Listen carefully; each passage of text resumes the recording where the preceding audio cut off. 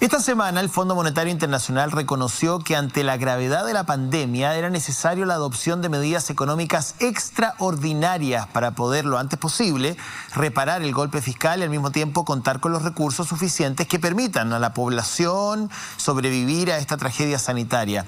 Una de las opciones que propuso el propio organismo fue el impuesto único a las grandes fortunas.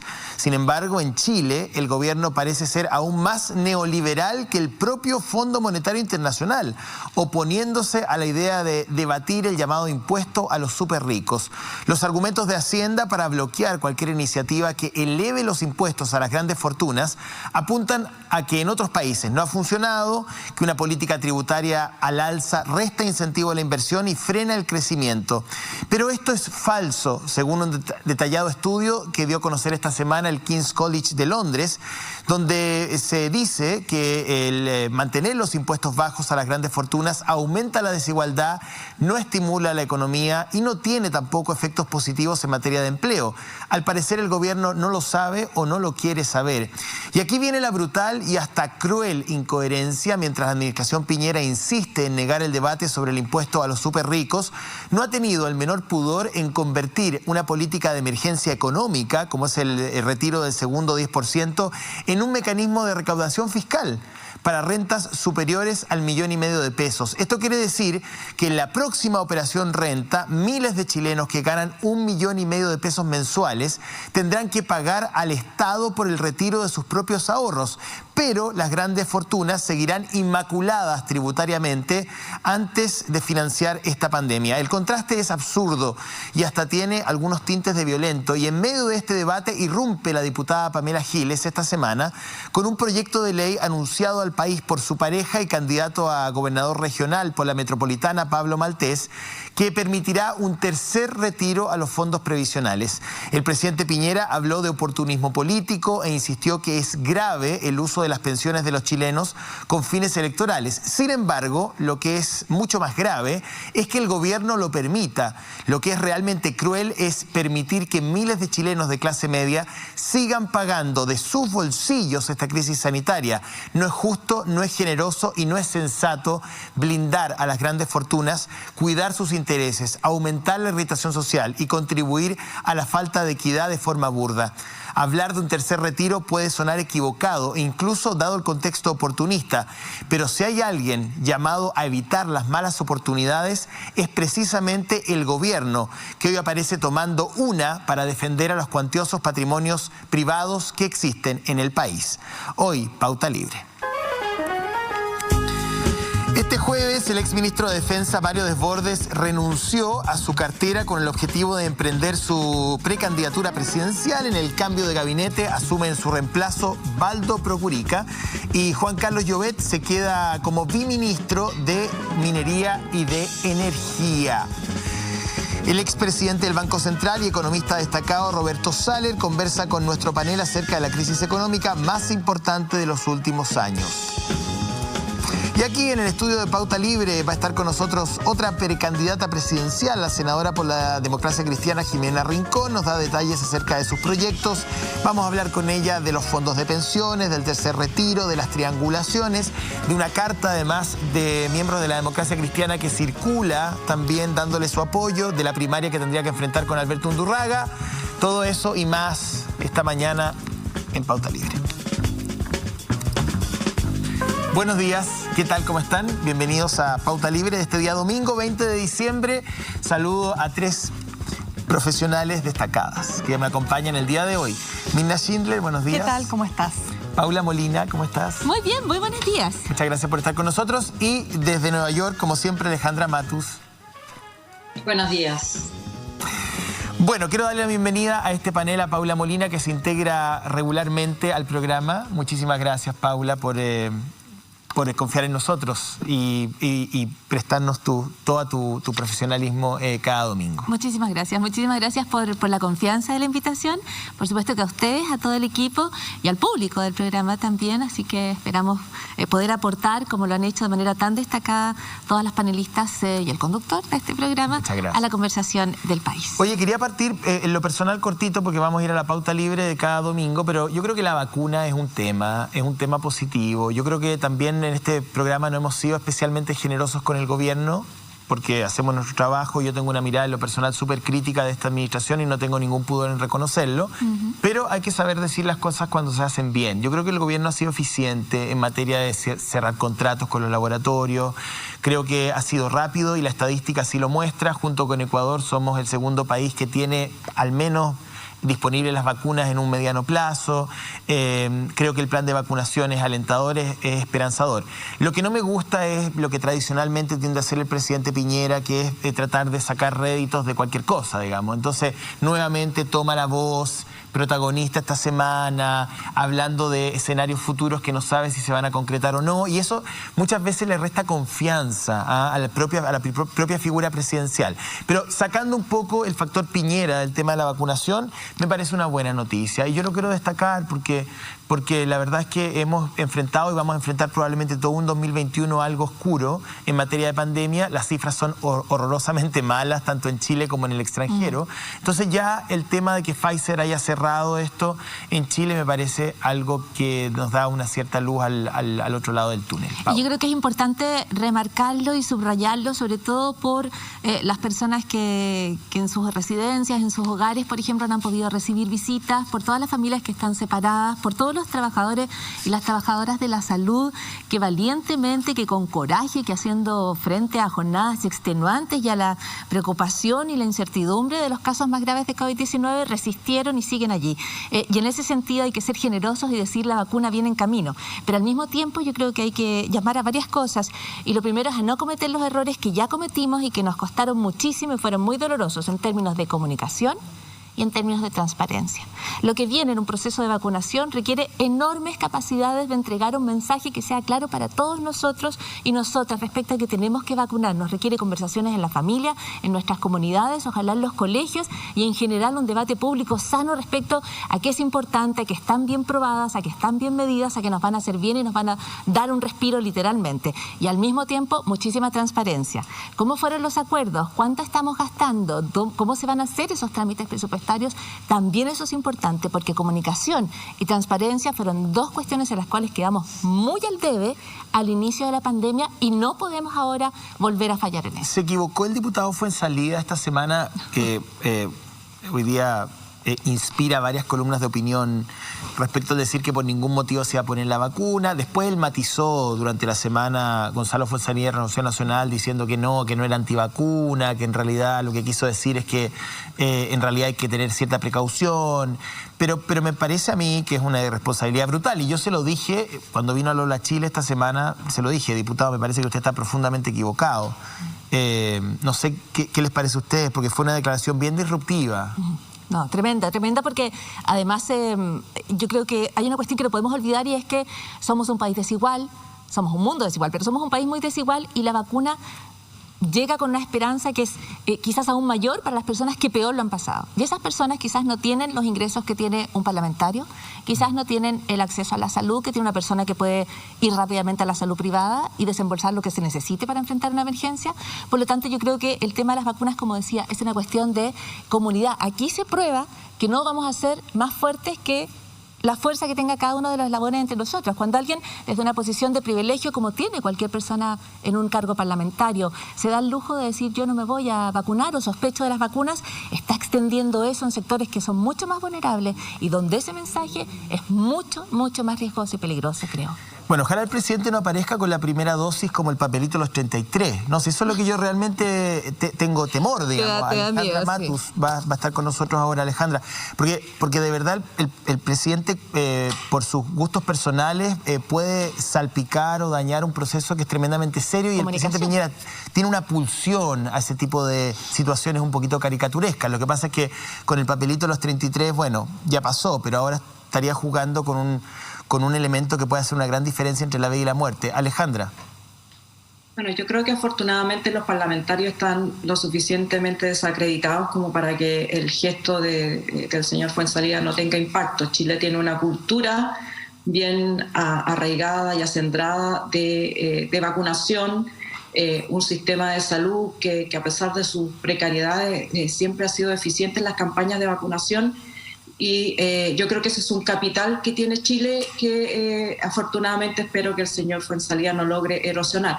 Sin embargo, creo que también es importante, y aquí voy a ser la bruja mala del oeste, poner las expectativas donde tienen que estar. Una cosa es que la vacuna empiece a llegar y otra cosa es que llegue en suficiente cantidad para vacunar por lo menos el 80% de la población, que es lo que se necesita para efectivamente cortar el contagio y la circulación del virus. En Chile, esa realidad, según todos los estudios que yo he leído, no va a ser posible sino hasta fines del 2021. Ojalá ocurriera un milagro y lleguen antes, pero las expectativas más razonables y sensatas es que la vacuna va a estar masivamente recién a fines del 2021 en Chile, y esto significa pasar otro invierno con coronavirus. El invierno no es peligroso porque el coronavirus sea más activo en invierno, sino que porque la gente tiende a encerrarse más y se ha comprobado que el virus se contagia por el aire en espacios cerrados y mal ventilados.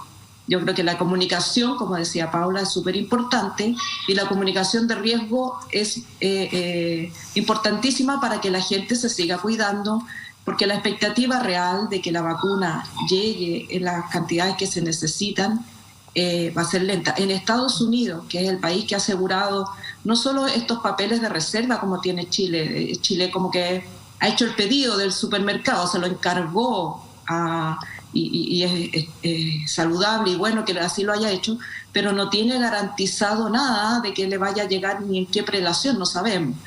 Estados Unidos, que ha puesto plata y que con su plata ha garantizado, ha hecho que los laboratorios le garanticen que van a tener las primeras dosis, también se estima que en Estados Unidos recién en septiembre del próximo año van a haber la cantidad suficiente de vacunas para inocular a toda la población. Entonces, no nos mareemos con que Chile tiene asegurado 200 millones, 400 millones de vacunas, porque lo importante es cuándo la vacuna va a estar disponible para la mayoría y la más gran parte de la población. Pasa en esto lo que pasa con los presidentes y las estaciones de metro, ¿no? Tienden a ir a inaugurarla y a cortar la cinta cuando a la estación de metro todavía le faltan kilómetros de túnel para funcionar. Entonces, también lamento que se use la vacuna como una estrategia de marketing político, sin entregar la información completa a la población, porque es muy importante que las medidas que hasta ahora han permitido de alguna manera controlar la pandemia en Chile se relajen ante la perspectiva de una vacuna que no va a llegar tan pronto como se espera. Bueno, por eso a mí me llama la atención, bueno, la verdad que el periodismo chileno ya no me llama nada mucho la atención, pero había un diario, creo que fue La Segunda, el que pone miles de caras o decenas de caras esta semana, ¿quién va a ser el primer vacunado? Una cosa así, como si fuera una suerte como de casino, y pone desde gente de la televisión hasta políticos, precandidatos, como si fuera algo muy chistoso, ¿no? Como que estuviéramos esperando al que se va a ganar el quino la próxima semana. Me parece algo bien estúpido, la verdad, como de mal gusto. Frivoliza un poco, ¿no? Solo un punto, solo decir que nosotros también somos parte del periodismo chileno. Sí, bueno, yo también hago cosas estúpidas a veces, Esperamos sorprenderte para bien o para mal. Es que somos parte, es que el periodismo es mejor en la medida en que todos lo hacemos mejor, y la sociedad es mejor en la medida en que todos lo hacemos mejor, pero coincido contigo en que eso me pareció que era frivolizar una cuestión tan una cosa como una tómbola, muy raro. Mirna. Bueno, como esto es pauta libre, yo tengo preparado un tema. A ver, a propósito, podríamos hacer el vínculo con los laboratorios y esta guerra de las vacunas, ¿no? ¿Quién es el primero? ¿Quién es el más bacán? ¿Quién es el que tiene, ¿no es cierto?, en términos logísticos, la mejor capacidad para llegar al mundo con las vacunas más top, ¿no es cierto?, que pueden existir en este minuto. Pero yo quisiera vincularlo a un tema que salió esta semana y que tiene que ver con la investigación que se está haciendo en Perú de la supuesta colusión de los supermercados de Cencosud y Falabella en ese país.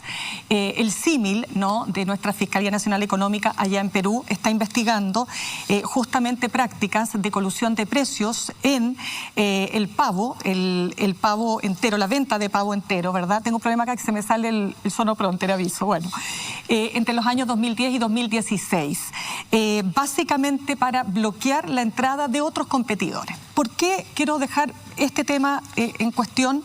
Porque creo que el mundo avanza, la pandemia naturalmente, ¿no es cierto?, pone al mundo y al capitalismo en una seria crisis nuevamente. En otras crisis, ¿no es cierto?, como la subprime, hemos visto que parte de las razones que están detrás de la crisis tienen que ver con mercados que actúan muchas veces sin transparencia y con oscuridad.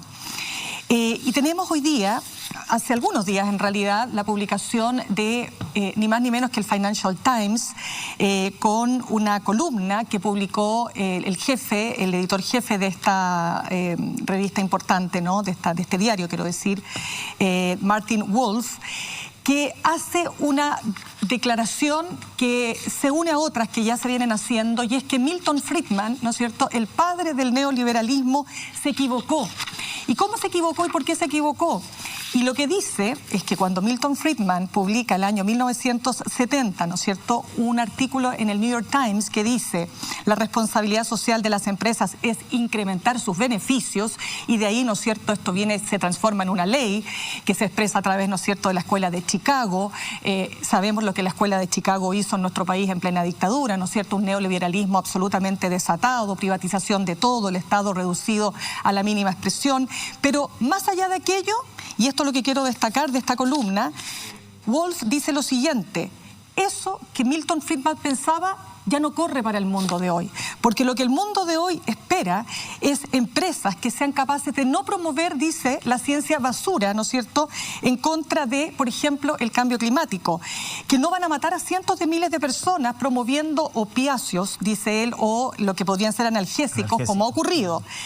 Empresas que no hacen lobby, ¿verdad?, dice él, para tener sistemas tributarios, ¿no es cierto?, que les acomoden a sus intereses o poner sus platas en paraísos fiscales, o no hacen lobby, ¿no es cierto?, para la capitalización inadecuada que provoca grandes crisis, o hacer que los derechos de autor se extiendan excesivamente. Le hace los laboratorios cuando implementan, ¿no es cierto?, una marca, ¿verdad?, que dura durante una determinada cantidad de años, cuando ese medicamento puede salvar las vidas de millones y millones de seres humanos en el mundo.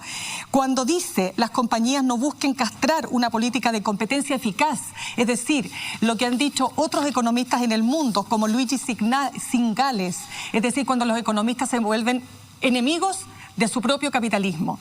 Y digo esto porque creo que es muy importante, y lo que ha pasado en Chile también es vincular, ¿no es cierto?, prácticas buenas de gestión empresarial responsable, que se hace responsable no solo de generar beneficios, de generar recursos y de generar ingresos y de generar utilidades, sino también se hace responsable respecto al entorno en el que se desenvuelve, le hace las comunidades, se hace responsable respecto de su impacto en el medio ambiente, y se hace responsable también en algo, y con esto termino para no alargarme, de quién finalmente es el controlador final de los negocios que se realizan. ¿Por qué? Porque muchas de las marañas que tienen estas sociedades, ¿no es cierto?, impiden muchas veces saber quién es el controlador final, quién es el último de esta cadena, ¿no es cierto?, de beneficiarios del sistema, ¿no es cierto?, que termina siendo el gran beneficiado. Y eso lo digo porque es parte de las recomendaciones que hace la OCDE, y que nuestro país le haría bien, ¿no es cierto?, en también llevar a sus propios negocios. Es decir, el capitalismo y las empresas no están solo para generar utilidades. Bueno, hay muchos que en Chile le ponen velitas a Friedman y le rezan y le piden cosas y le hacen unas mandas. Así que tu columna, o sea, tu mirada parece bastante asertiva de ir desmitificando a ciertos personajes. Alejandra. Sí, ya vamos a tener a Roberto Sales para ahondar en este tema. Yo quería tomar una postura que tú has manifestado en varios programas sobre la continuidad del presidente. Y a mí me parece que el presidente está en este minuto mandando las peores señales de su gestión por esta idea que tiene, por ejemplo, de aumentar las facultades a la policía y a Gendarmería para que puedan disparar armas de fuego para controlar el orden público. Chile sigue en un estado de emergencia que no parece tener ninguna relación o poca relación, o es poco claro cuál es la relación que tiene el estado de emergencia, el toque de queda, con la pandemia o con las medidas sanitarias. Entonces, si sumamos estado de emergencia, mayores facultades a las policías, que ya sabemos, este gobierno ha perdido 3 ministros acusados o en medio de acusaciones por violación a los derechos humanos durante la gestión del presidente Piñera. Y el presidente Piñera, en vez de hacerse cargo de eso, por un lado manda este proyecto de ley y por otro lado se opone al indulto a los presos de la revuelta. Entonces, da la impresión de que el presidente se está trincherando en una especie de gobierno autoritario o con señales antidemocráticas. Es antidemocrático este proyecto de ley que busca darle más atribuciones a una policía que ya ha dado suficientes evidencias de poco control de la fuerza. Entonces, tomo tu planteamiento y más allá de que los partidos y los grupos políticos están muy entusiasmados levantando candidatos presidenciales o precandidatos presidenciales, ¿cómo van a asegurar que este país se conduzca de manera razonable en el proceso de transición que estamos viviendo? El proceso de transición está manifestado clara y contundentemente en el plebiscito de octubre y no parece ser que nadie se haga cargo de este asunto, de la necesaria estabilidad, de la necesaria paz, de la colaboración del Estado y el gobierno para que el proceso se realice de la manera más democrática y con respeto a los derechos humanos posible. A mí me preocupa este prurito autoritario del gobierno y ojalá que las fuerzas políticas se pongan las pilas en resolver ese tema. Yo creo que el 7% dice bastante, digamos, en esa línea. Cualquier gobierno semipresidencial o parlamentario hubiese caído con ese nivel de aprobación. Un voto de censura del Parlamento vota cualquier primer ministro. Y la pregunta de esta semana bien pertinente: ¿cómo se gobierna con un 7%, digamos? Y además con un 7% se lleva adelante una serie de estructuras como la que tú mencionas. Sí. O sea, y yo creo que más allá del 7%, porque el 7% es una encuesta, ¿no? Uno puede decir, la encuesta... Este mismo presidente pidió la salida de Michelle Bachelet cuando tenía 26%, pero bueno, más allá, los presidentes se parapetan en que tienen el mandato de la población, y eso es cierto, pero un proceso electoral, el plebiscito, un proceso plebiscitario, donde hubo una manifestación bien contundente. Esa es la mejor encuesta y la encuesta más inapelable que ha tenido el gobierno.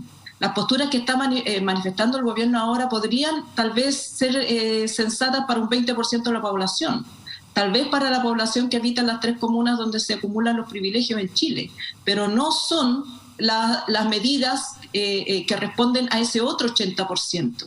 ¿Qué está haciendo el gobierno para cumplir el mandato que le da a la ciudadanía, no solamente al presidente, sino a toda la clase política a través del plebiscito?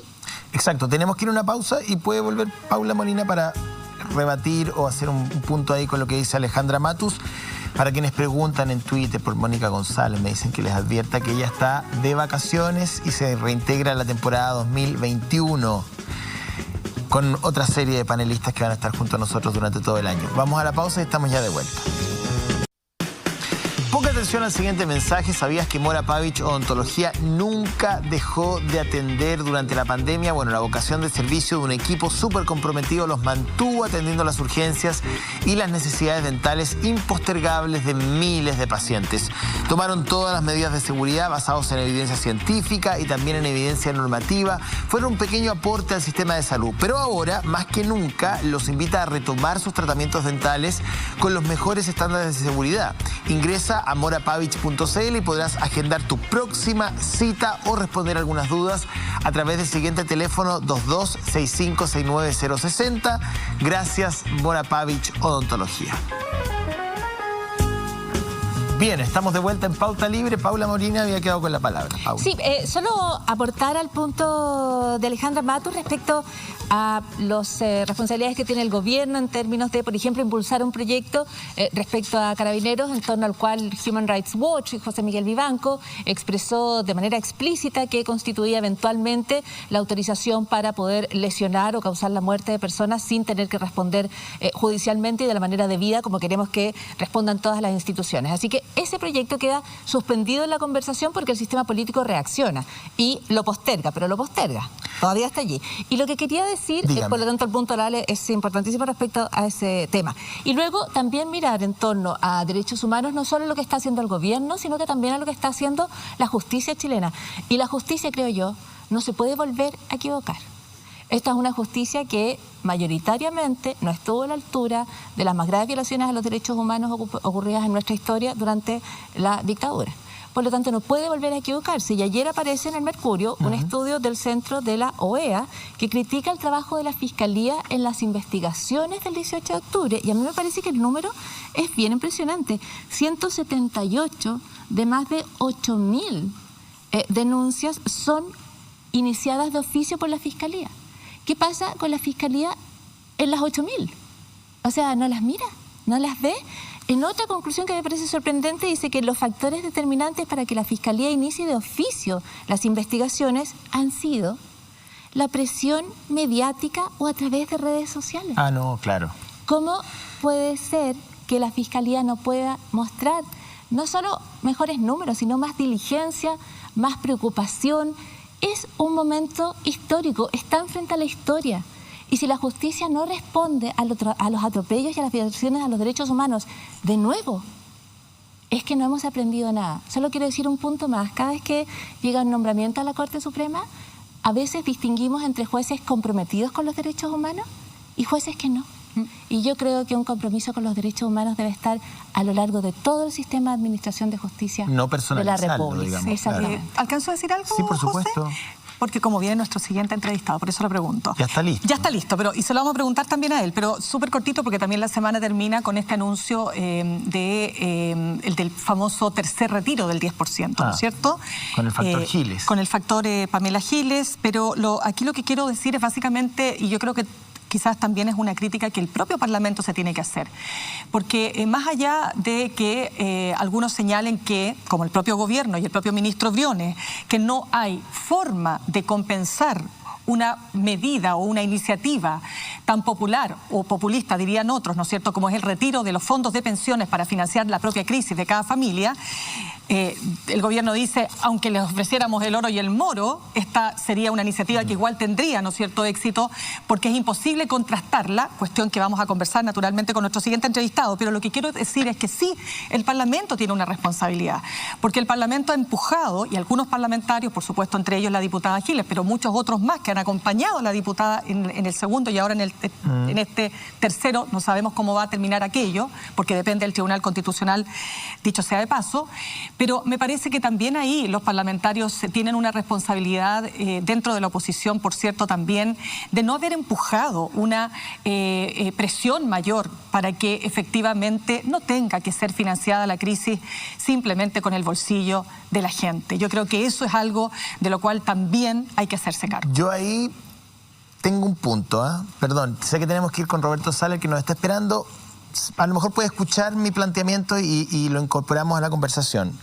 Yo creo que el principal responsable de que la gente no use su plata es el gobierno, no los parlamentarios. Yo creo que la señora Giles puede tener la agenda que quiera, ella con el señor Maltés tendrán su espacio y planteamientos particulares. Pareja, Maltés, su pareja. Sí, yo podría ser el factor Giles como cualquier otro factor. Lo que a mí me parece súper lamentable es que una diputada como Pamela Giles o cualquiera otra deje al gobierno entre la espada y la pared después de todos estos meses. Porque, a ver, miremos un poquito el desarrollo del 10%. Durante 8 meses, el gobierno sostuvo que era la peor política pública que se podía tener respecto a las pensiones.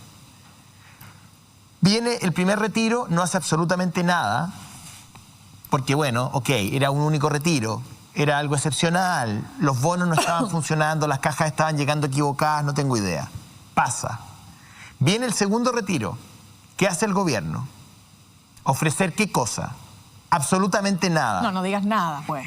Pero Mirna... pero digo, es que si dices nada, te van a decir el ingreso familiar de emergencia, el bono clase media. Que ha funcionado deficiente. Sí sé, pero como que para dejarlo en Bueno, en ha rigor, ofrecido sí, un tercio... Okay, lo voy a poner... no estoy diciendo que esté bien lo que ofreció, estoy diciendo que ha ofrecido. Lo que pasa es que otra cosa es que si lo que ha ofrecido es realmente lo suficiente como para que la familia no tenga que echar mano a sus propios ahorros previsionales. Ha ofrecido el financiamiento de un tercio de esta pandemia, para ser ya más preciso en términos estadísticos. O sea, del 100% de lo que ha costado esta cuarentena, un 70% lo han puesto los trabajadores con sus ahorros de cesantía o con sus ahorros previsionales, y un 30% lo ha puesto el gobierno, para ser exacto. Pero si tú tienes una segunda política de retiro, lo que uno hubiese esperado, si el gobierno consideraba que era efectivamente una pésima señal, era un plan económico sustantivo, como el de España, como el de Alemania, en proporción a nuestro país, por supuesto.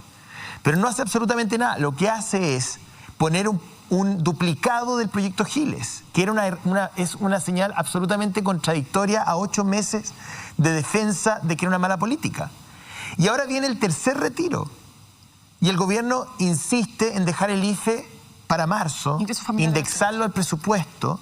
Entonces, lo que me hace pensar a mí todo este juego de incoherencia es que o el gobierno está de acuerdo con el retiro y le parece espléndido que los trabajadores chilenos terminen pagando esta pandemia de sus bolsillos, pero no se atreve a reconocerlo.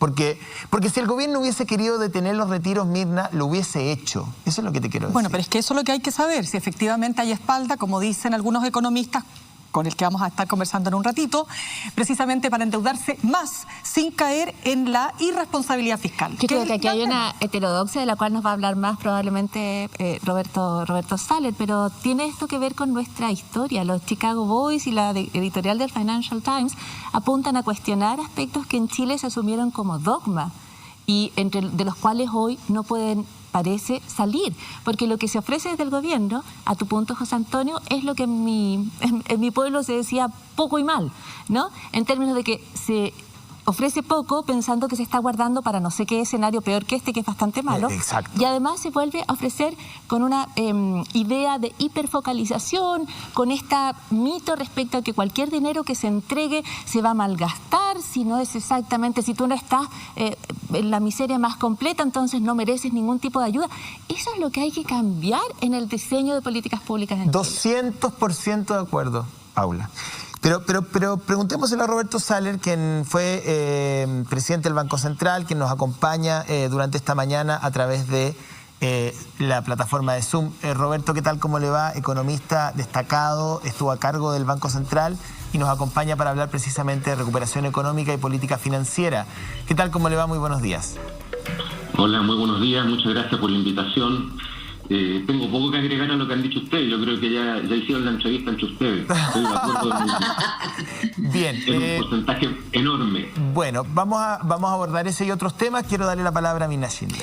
Ya, pues partamos entonces, Roberto. Gracias entonces por estar con nosotros. Y yo quisiera partir preguntándole esto que dice... Voy a partir con el ministro de Hacienda, Ignacio Briones, que en entrevista con nosotros aquí también en Pauta Libre, él ha dicho, a ver, ¿de qué se trata esto? Se trata naturalmente de que hay que saber...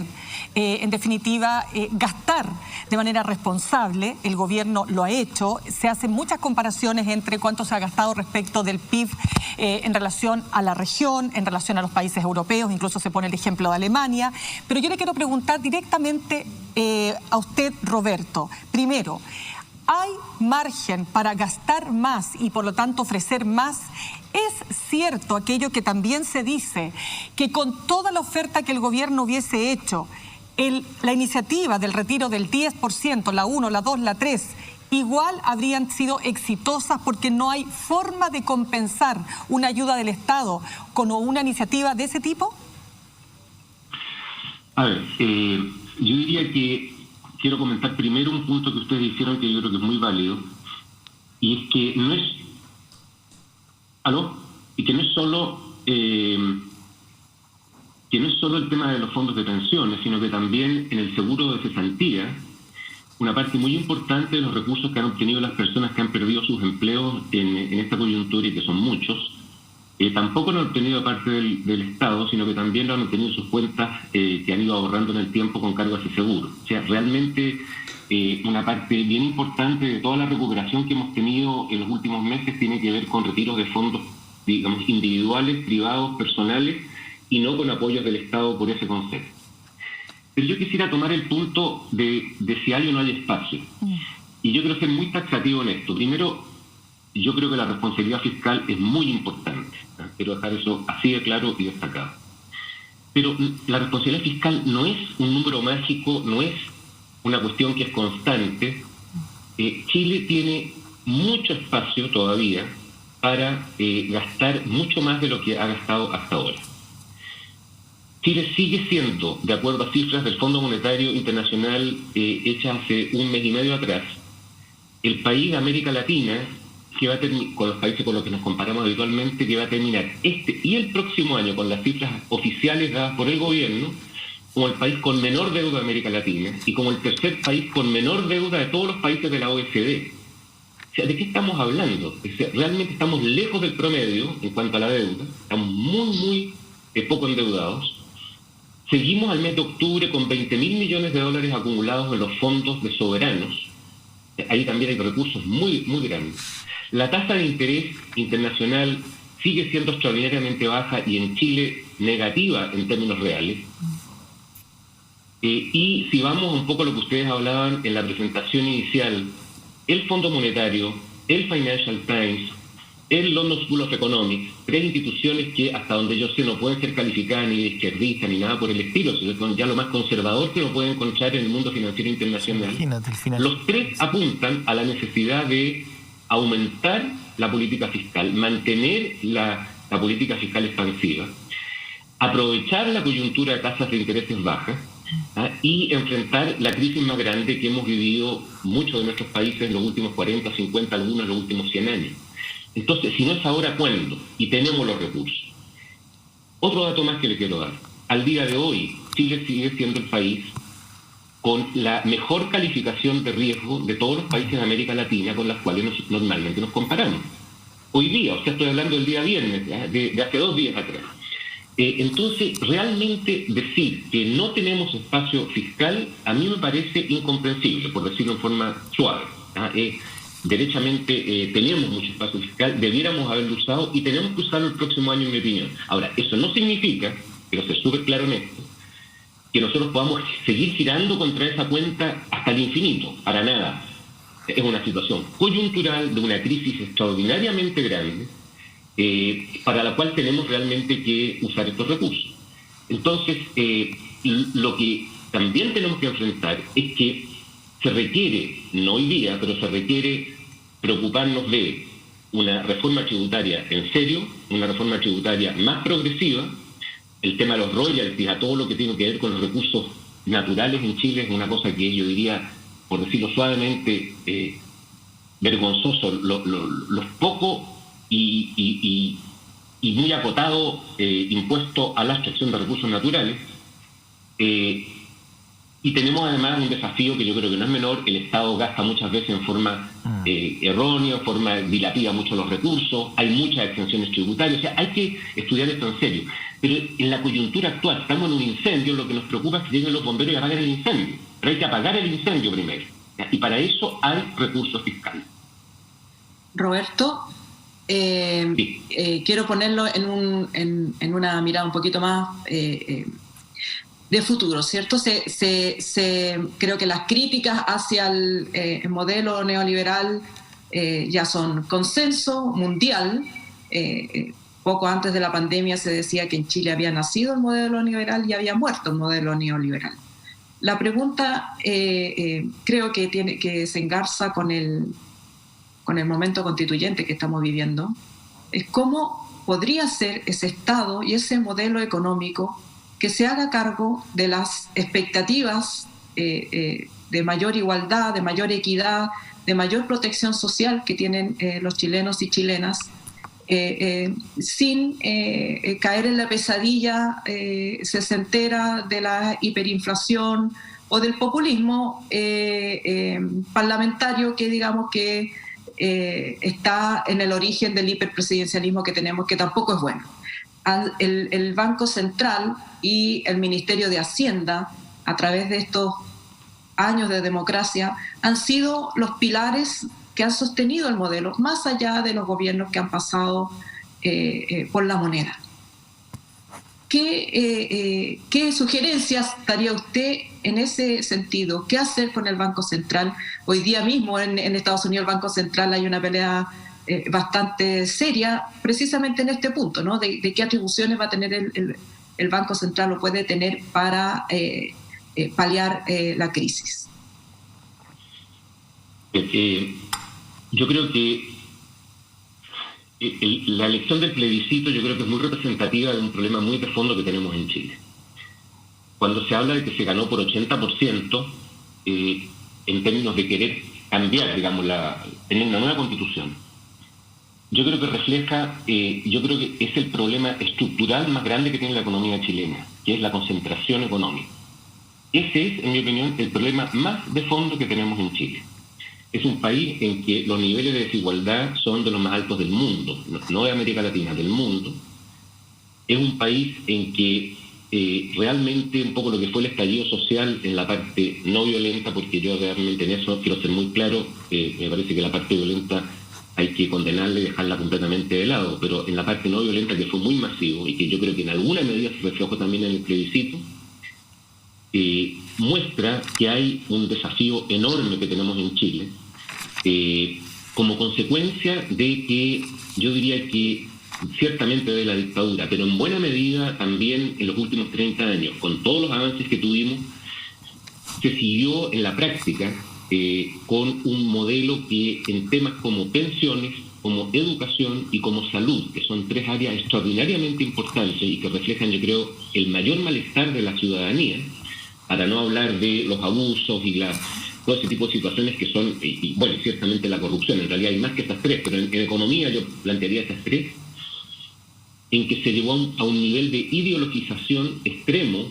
el modelo neoliberal en Chile. O sea, tuvimos realmente, y todavía estamos en eso, en un contexto en que pensamos que la educación es igual que el mercado de las papas, ¿me entiendes? Hay oferta y demanda de papas, tiene que haber oferta y demanda de educación.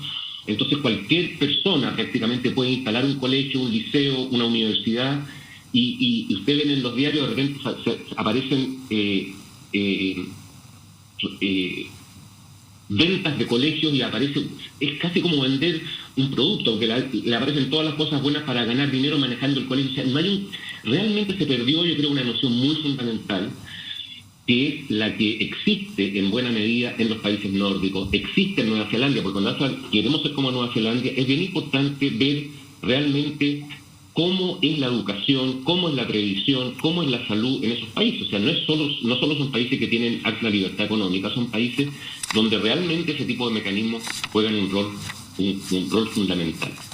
Entonces, yo creo que nosotros tenemos justamente en la Constitución, y yo comparto que es el tema que hay que mirar para adelante, en una Constitución donde tenemos, yo creo, la enorme posibilidad de dejar un margen mucho, digamos, acordar de que tengamos nosotros la posibilidad de tener en Chile un Estado social de derecho, que tengamos la posibilidad de que el Estado directa o indirectamente tenga una regulación mucho más eficiente y fácil, digamos, de hacer como la que hemos tenido estos últimos años, y no tengamos una constitución en la cual a través del Tribunal Constitucional se puedan estar muchas veces evitando situaciones que efectivamente yo diría esta votación del Tribunal Constitucional refleja lo que dice la Constitución y eso es lo que debemos cambiar. Entonces, en síntesis, yo diría tenemos que tener todo el tema de la propiedad del agua, la propiedad de la minería, son temas que tienen que cambiar respecto a lo que hay hoy día y ahí yo creo que tenemos una posibilidad muy grande. Ahora, en concreto, frente a la pregunta que usted hace, yo diría que el Estado tiene que tener la posibilidad de competir, si ustedes quieren, con el sector privado en igualdad de condiciones, pero en forma mucho, mucho más fácil que lo que ha ocurrido hasta ahora. Poder tener una farmacia popular fue una forma indirecta en alguna medida de bypassear la Constitución también, porque es una cuestión que hubiera requerido por un calificado, etcétera, etcétera. Entonces, yo creo que ahí hay un desafío muy grande que responde a una extrema ideologización que hubo cuando se armó la Constitución del año 80. Yo tengo muchos más años que todos ustedes, me tocó estar ahí y fue una cuestión bien impresionante el marco que había detrás de esa Constitución. Casi llegamos a tener el voto censitario. Hubo un par de consejeros que planteaban una cosa de ese estilo. Entonces uno se tiende a olvidar de ese tipo de cosas.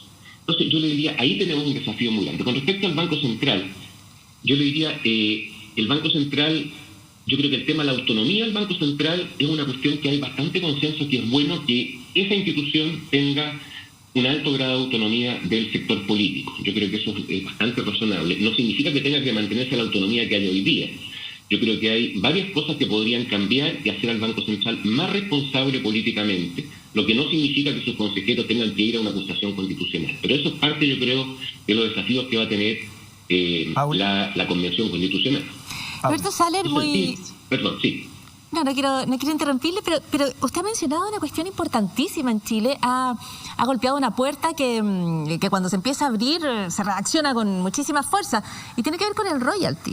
Porque el Estado social de derecho, las ayudas que podemos entregar a las familias, lo que este país pueda crecer, lo que podamos crecer todos juntos, depende en buena medida todavía del precio del cobre, el cobre y las industrias extractivas. Y esto corre para toda América Latina. América Latina no va a salir de esta crisis si no es a través de sus viejas y queridas materias primas. En ese sentido, ¿qué posibilidades tenemos nosotros de impulsar una conversación fuerte, importante respecto al royalty? Esta semana, por ejemplo, sube el precio del cobre y sentimos que tenemos un respiro, que empezamos a bracear hacia arriba, ¿no? Porque allí están todavía la mayor parte de nuestras esperanzas. El país depende del cobre y en ese sentido tiene una enorme oportunidad de reunir más ingresos a través de un royalty, pero cada vez que se abre esa discusión, usted sabe cómo se reacciona. O sea, lo sé demasiado bien, me consta, me irrita profundamente cada vez que lo veo. Desgraciadamente la prensa en Chile normalmente es bastante poco permeable al tipo de argumento que usted señala y que yo comparto. Yo quiero decirles una cosa que quizás ustedes no saben, pero el último día o sea, cuando asume el presidente Elwin la presidencia, la tasa de impuestos a las utilidades de las empresas era 0%. Cero. O sea, es bien impresionante, la que hoy día es 25, 27. O sea, eso le da una idea de que tomábamos como normal o lo preexistente. Es una cuestión, yo le diría, brutal. O sea, en mi opinión no tiene otro nombre. O sea, si tenemos eso como referencia, lo que le quiero... Entonces después cada vez que hubo una reforma tributaria se sostenía, bueno, mañana ya con esto la inversión se desploma, la inversión extranjera se desploma, y si algo ha estado ocurriendo, a pesar de todo esto, las cosas razonables que se hicieron en el futuro, fue que la inversión siguió aumentando y la inversión extranjera en Chile es extraordinariamente importante, incluso en la minilla con el poco royalty que hay. Y usted me pregunta, yo estoy convencido, dentro del marco racional, hay que discutirlo, hay que analizarlo, el tema de los impuestos a la actividad económica asociada a los recursos naturales, que es más general que el cobre, en un país como Chile, yo creo que es una cuestión perfectamente legítima de discutirse.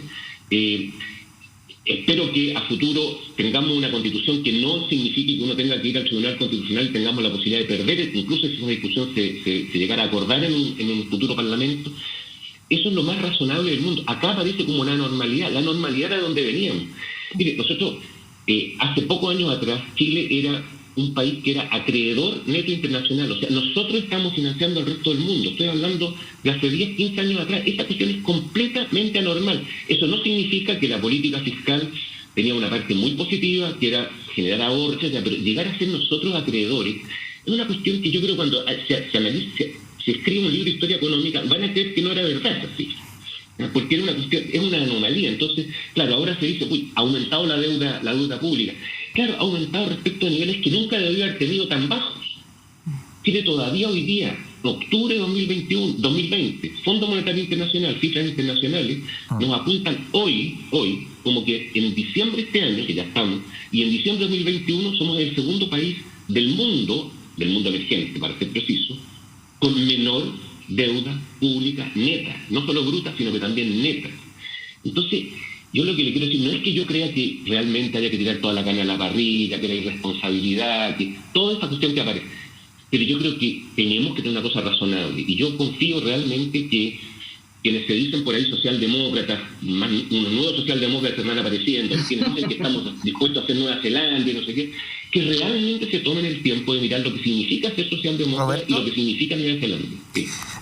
Siguiendo un poco la línea de la Paula, usted hace una descripción cuando le contesta a Mirna respecto de la disciplina fiscal, respecto de los 20.000 millones que Chile tiene depositado en el extranjero, de la buena calificación, de cómo Chile ha podido acceder en estos 30 años a créditos a bajas tasas, porque estamos bien evaluados por los organismos financieros internacionales. Es decir, el Estado de Chile es el lugar donde cualquier ciudadano chileno le gustaría estar en materia de mercado. Entonces a mí me gustaría preguntarle por una tremenda contradicción. Porque ¿cómo se explica que el Estado de Chile tenga ese perfil financiero y sus ciudadanos estén en el polo opuesto? Porque la mayoría de los chilenos no gana más de 500.000 pesos, la mayoría de ellos no están bancarizados, no son sujetos de crédito, se endeudan a unas tasas que rayan en la usura, las pensiones tienen un promedio de 130.000 pesos, estoy leyendo aquí varios datos que anoté de varias fundaciones que han hecho estudios. Entonces, para que la gente entienda en su casa la contradicción estructural de todo esto, el Estado de Chile se saca un 7 en materia financiera, pero sus ciudadanos se sacan un 2. O sea, mientras el Estado de Chile tiene espaldas y tiene ahorros, los ciudadanos chilenos no tienen ahorros.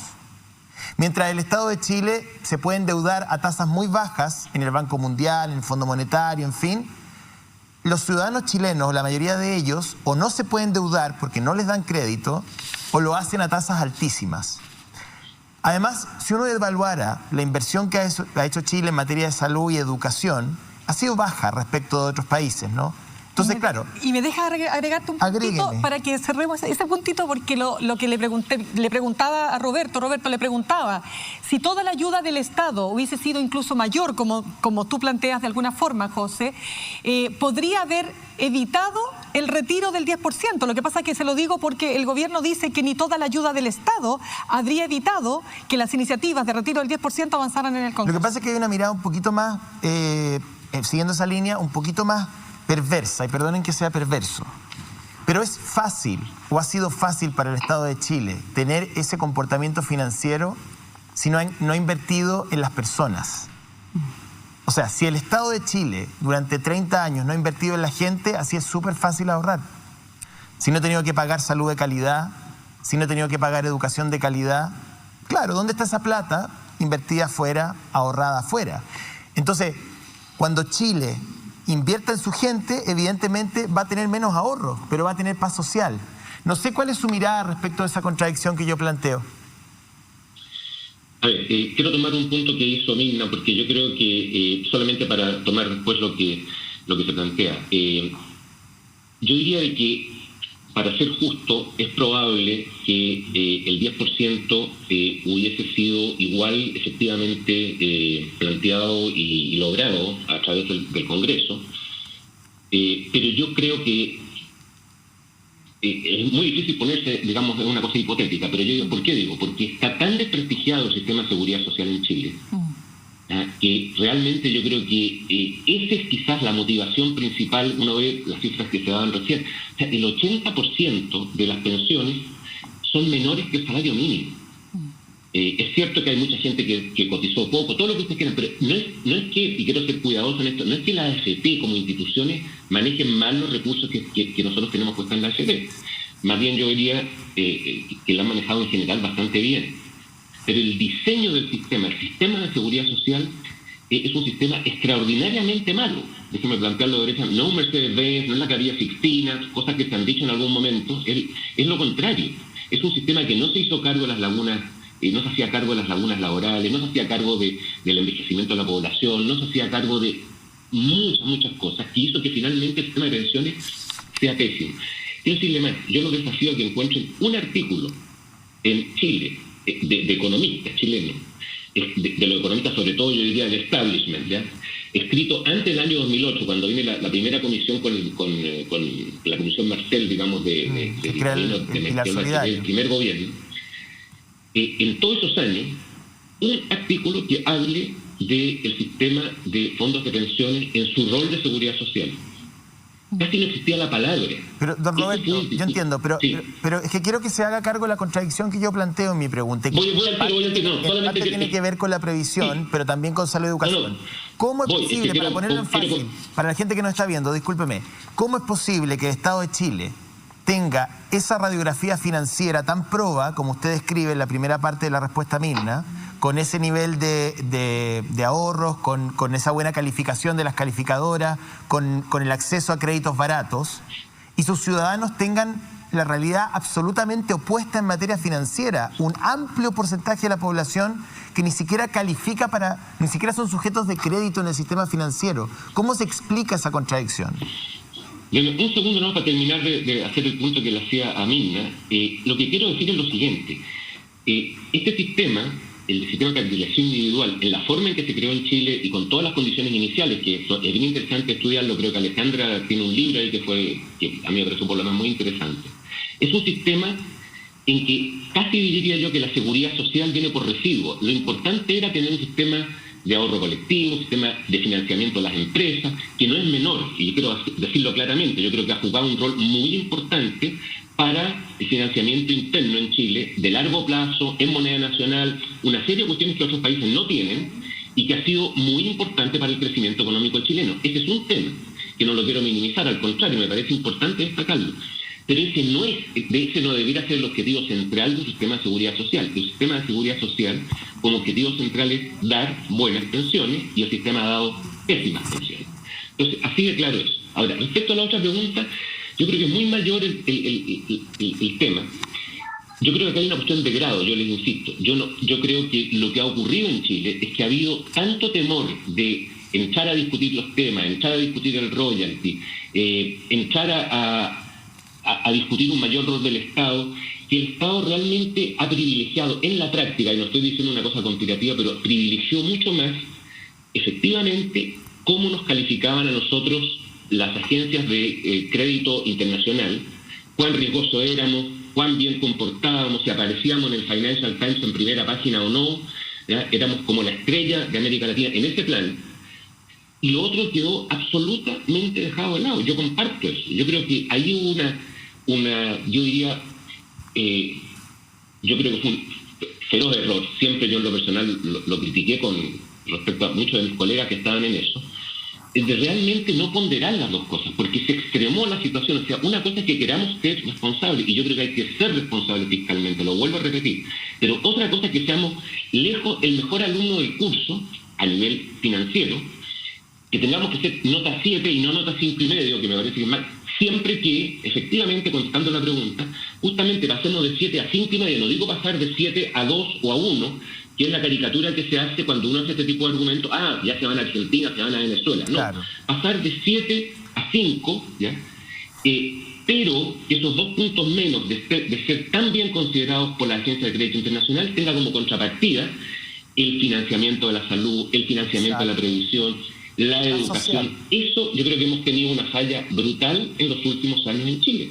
Y creo que eso no significa decir que todo estuvo malo, ni mucho menos, pero creo que tenemos que hacernos cargo para el futuro, de entre todos trabajar ese tipo de un enfoque de esa naturaleza. Muchas gracias, Roberto Saller. Muy interesante esta conversación que ha tenido con el panel de Pauta Libre, Paula Molina, Mirna Schindler, Alejandra Matos, que lo han entrevistado el día de hoy. Gracias, que esté muy bien, buenos días. Muchas gracias a ustedes. Gracias. Que estén muy bien. Hasta luego. Gracias, bueno, no sé, tenemos que ir al corte. Déjame decir dos cositas, porque creo que es muy interesante, y lo que me va quedando a mí, y yo soy un absoluto convencido de que la paz social no es por defecto, no es for granted, como dicen los norteamericanos. La paz social hay que pagarla, hay que financiarla. Y Chile prefirió ser el mejor alumno del curso en materia financiera a nivel internacional que ser socialmente responsable. Fuimos financieramente responsables y socialmente irresponsables. Yo creo que ahí, cuando uno analiza la figura del Estado y la figura de las familias chilenas en términos financieros, se encuentra con dos realidades completamente distintas. Es un contraste bien brutal cuando tú lo planteas, un país que no tiene deuda y que incluso le presta a otros, cuando las familias tienen deudas, y tú decías, en algunos casos bordeaba la usura. Yo creo que en muchos casos pasó la usura, estoy recordando el caso de la Polar y otros momentos donde los cuales tantas familias y tantas personas tuvieron que gastar lo que no tenían, pagar lo que no debían, para ir financiando un sistema donde nunca iban a estar al día porque las deudas sencillamente las atrapaban. Sí, yo diría solamente rescatar la frase de Roberto Saller: la concentración económica es el gran tema en Chile y por eso la transparencia es tan necesaria y saber cómo se hacen y se ejecutan los negocios. Alejandra Matus, palabras al cierre de esta entrevista. Sí, yo creo que en Chile las concentraciones de poder, la concentración económica es el resultado de la concentración de poder. Porque cuando se trata de acudir al Estado para mantener esos privilegios, se olvida la premisa neoliberal y el Estado son los más estatistas del mundo. Creo que la concentración de poder es la que ha permeado la política, ha permitido financiar candidatos y mantener el statu quo de las cosas, y creo que mientras que no se desenmarañe esa bola, vamos a seguir igual. Bien, pues vamos a la pausa. Ya está con nosotros la senadora Jimena Rincón para conversar de varios temas en el siguiente bloque. Consejo Full College, el primer y único ERP para la educación en Chile que apoya la gestión académica, administrativa y financiera de establecimientos educacionales. Sus clientes avalan la experiencia de 21 años al servicio de la educación. Tienen presencia nacional, son una empresa en convenio marco y tienen muchos productos y servicios. Por ejemplo, gestión académica y administrativa, recursos humanos y contabilidad especializado para establecimientos educacionales, aula virtual, asesoría contable y financiera, mensajería de texto, también es uno de sus servicios. Aplicación móvil para alumnos y apoderados. Puedes visitar la página para tener toda la información, fullcollege.cl. Bien, está con nosotros la senadora y precandidata presidencial de la Democracia Cristiana, senadora Jimena Rincón. ¿Cómo le va? Se vino del Maule, entiendo, ¿no? Me vine del Maule ayer para estar hoy día con ustedes y me voy porque estamos con primarias nosotros allá. Bueno, en el país hay más de 80 primarias. En el Maule tenemos 5. Linares, Cauquenes, Villalegre, Gualañé y Pelarco. Bien, bueno, en materia de temas electorales, ¿se adelanta la carrera presidencial con la modificación de gabinete, cree usted? ¿Se comienzan a encender los motores también en la oposición o no? A ver, nosotros ya estamos con carrera presidencial, tenemos primarias el 17 de enero en la Democracia Cristiana, en que votan independientes y demócratas cristianos en todo el país. De hecho, hoy día salió publicada más de 1.200 firmas de apoyo a mi candidatura a lo largo de todo el país, con alcaldes, concejales, consejeros regionales, candidatos a gobernadores, presidentes comunales, presidentes regionales, un despliegue bien importante. Hemos estado trabajando en eso. Ahora, en esa línea me llama la atención una entrevista que da hoy día Joaquín Lavín al diario El Mercurio. Sí, El Mercurio, ¿no? Que él dice que se prepara por un escenario de una segunda vuelta con Jadwe o Giles. No menciona hasta ahora no han estado en la visibilidad pública las opciones de centro, y yo creo que a Joaquín le conviene obviamente tensionar el ambiente con los extremos, pero creo que todo el despliegue que vamos a tener va a instalar y posicionar nuestra alternativa como una alternativa competitiva. En eso hemos estado dentro de lo que se puede en medio de la pandemia, ¿no es cierto?, recorriendo algunos territorios, pero obviamente hay limitaciones que antes no existían. Y uno tiene que ser tremendamente responsable en los mensajes públicos que envía. Sí, senadora, me gustaría hablar de todas maneras más adelante de su candidatura, y porque además se vienen primarias para enero, entiendo. 17 de enero, sí. En la Democracia Cristiana, junto a Alberto Undurraga, ustedes son los candidatos. Pero quiero despejar el tema, Felisa y Forrado, senadora, porque usted tuvo que salir al paso ahí de explicaciones que tienen que ver con lo que pasó cuando se discutía ese 18 de noviembre, el lunes 18 de noviembre, en la Comisión de Constitución del Senado, se discutía la ley de retiro del segundo retiro del 10%, y ahí usted presenta una indicación. Le voy a leer textual para que se quede claro, digamos, de qué estamos hablando. No podrá restringirse la asesoría previsional, sea gratuita o remunerada para efectos del retiro de fondos de pensiones que las disposiciones transitorias de esta Constitución establezcan o para otros fines previsionales que el afiliado determine. Esto fue leído como un abierto apoyo a Felisa y Forrado. ¿Por qué? Porque se había, se había trascendido que su hermano, Ricardo Rincón, prestaba asesoría a esta organización. Y me gustaría partir despejando aquello. ¿Qué relación tiene usted con Felisa y Forrado? A ver, primero despejemos la indicación, porque no se presentó ahí, se presentó antes. Las indicaciones tú las presentas siempre antes de que se empiece la discusión de los proyectos de ley. Y es importante decirlo porque más de algún colega insinuó que al yo reemplazar a Pancho Huanchumilla, ahí la había presentado. Eso es falso, la indicación estaba presentada como todas las indicaciones, de hecho, se presentan antes de que se empiece la discusión. ¿Por qué? Porque cada colega, de los que son miembros de la comisión, como de los que participamos en las discusiones, tienen que conocerlas para poder llevar fundamentos a favor o en contra en el minuto de hacer el debate. ¿Y por qué dice el senador Huanchumilla que usted trató de pasar cuchufleta? Mira, no me explico la expresión de Pancho. Cuchufleta significa engaño. ¿Lo habló con trampa. Sí, le mandé un WhatsApp y su respuesta fue que no lo había leído todavía. ¿Y nunca más se conversó? Nunca más hemos conversado. Pancho no está yendo al Congreso, está en su región y no sale de su casa. Pero es importante precisar aquello, porque las indicaciones se conocen antes. De acuerdo. Segundo, sí, no es una indicación para Felisa y Forrado. De hecho, Felisa y Forrado es una empresa de asesoría financiera en materias previsionales y los asesores previsionales están regulados por ley desde hace ya varios años. El 2012, si no me engaña la memoria. No así Felices y Forrados, claro. No así Felices y Forrados, y esa es toda una discusión que hay en el Parlamento respecto de la regulación. Yo creo que todas las actividades hay que regularlas, todas sin excepción. Pero esto tenía que ver con ese otro segmento que además no solo se habían reunido conmigo, habían enviado carta a todos los parlamentarios respecto de la actividad de ellos, porque ellos dicen, nos están confundiendo con Felices y Forrados y no somos lo mismo. Hay un texto que conoce todo el mundo, tú lo debes haber leído. Tengo acá la declaración pública de la Asociación Gremial de Asesores Previsionales. Lo que quiero preguntarle, senadora, para que quiero despejar. Respecto de mi hermano o mis hermanos, lo que hacen mis hermanos, créeme, que es un tema de ellos. Yo no soy ni la mamá ni la abuelita de ellos para andar preocupada de lo que hacen. Estoy todo el día en terreno. Este tema, el tema de pensiones, es un tema que conozco, que sale en todas las reuniones a las que yo voy, con juntas de vecinos, con talleres, en las ferias, porque es un tema. Y escuchaba atentamente la entrevista que le hacían a Roberto Saller, un hombre que de verdad es excepcional, y es un tema que a la gente le duele. Las pensiones en nuestro país son muy bajas y por lo tanto la ciudadanía recurre permanentemente y habitualmente a este tema como un tema de dolor y de preocupación. Senadora, chiquitito, porque quiero entrar al tema de lo que usted opina sobre Felices y Forrados, pero usted no sabía que su hermano... No, yo no lo conocía. A raíz de todo esto, obviamente, me impuse, lo llamé y le pregunté directamente. Así ustedes dicen los periodistas, hay que ir a la fuente. Bueno, fui a la fuente y le dije, oye, ¿tú estás asesorando formalmente a Felices? Pero eso fue después de que presentó la indicación. Después, yo no tenía idea que él era abogado de ellos. ¿Qué opina usted de lo que hace Gino Lorenzini? La pregunta es la siguiente. Este es un negocio no regulado que de alguna manera, ¿no es cierto?, trata voy a plantearle las dos miradas que hay. La mirada de Gino Lorenzini, nosotros le hacemos un favor a la gente para que aprenda dentro del sistema a mejorar sus pensiones. Y otros dicen, es un negocio a costa de la seguridad social de las personas. ¿Cómo lo ve usted? A ver, yo creo que aquí ha habido una ausencia del regulador, superintendencia, y de los administradores de los recursos de los trabajadores, AFPs, para entregar buena orientación a los afiliados para que ellos puedan tomar buenas decisiones.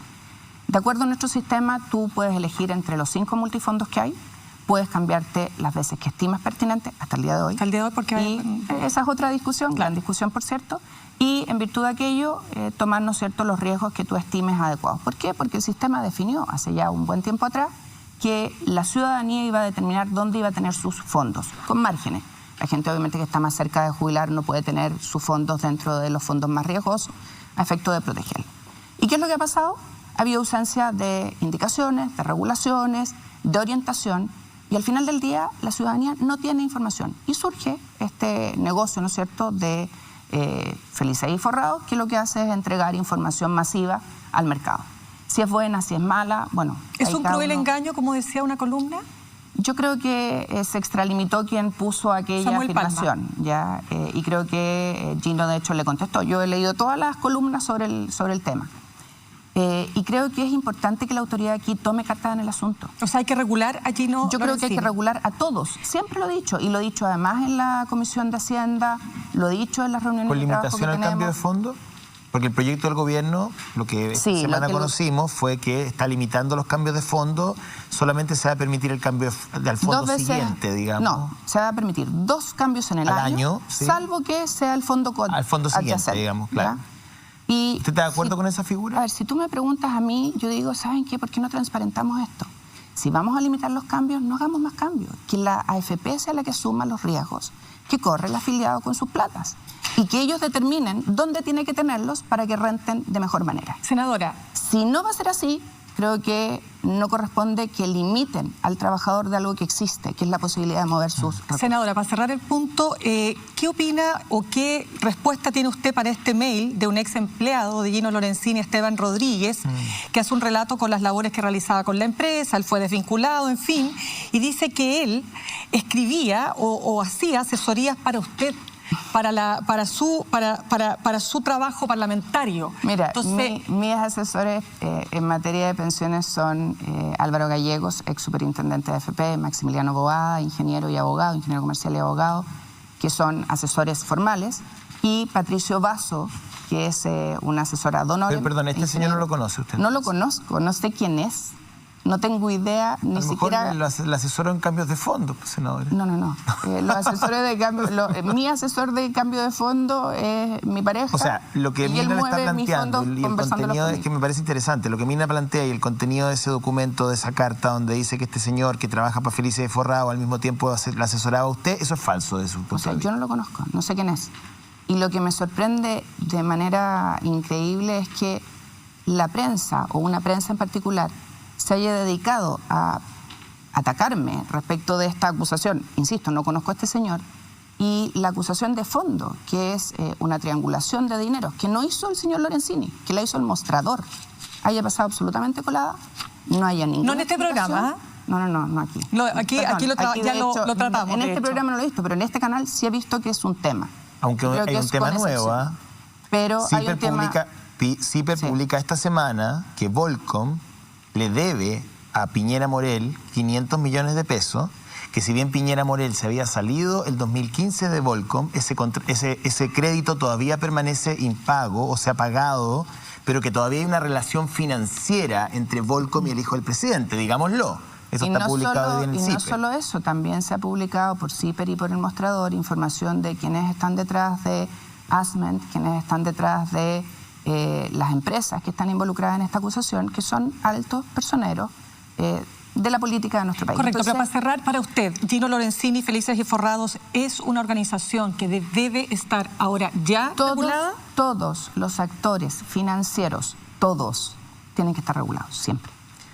Senadora Rincón, el marco de esta conversación para la opinión pública debe o puede parecer un poco extraño, porque habla de esta posibilidad de ir moviendo fondos como si estuviéramos en una mesa de juego donde nosotros vamos a tratar de ganarle al sistema, tratar de tener algún tipo de pequeña mejora que nos permita garantizar una pensión que no sea tan extremadamente baja como es para la mayor parte de los chilenos y las chilenas. Yo creo que si hay personas jubiladas o pensionadas que nos estén viendo, a lo mejor les va a parecer absolutamente extraño que exista esta posibilidad de ganar más o ganar menos, que la verdad no se condice con lo que es el sistema hoy en Chile de inseguridad social en la práctica, porque no hay seguridad social. Y en ese sentido, respecto a la naturaleza del sistema, parece que aquí hay una conversación que está totalmente disociada entre quienes creen cómo vamos a regular, sacar la plata para hacernos una lógica como de pasada, ¿no es cierto? Yo voy a ganarle al sistema, voy a conseguir, versus lo que se está pidiendo, me da la impresión a mí, que es más bien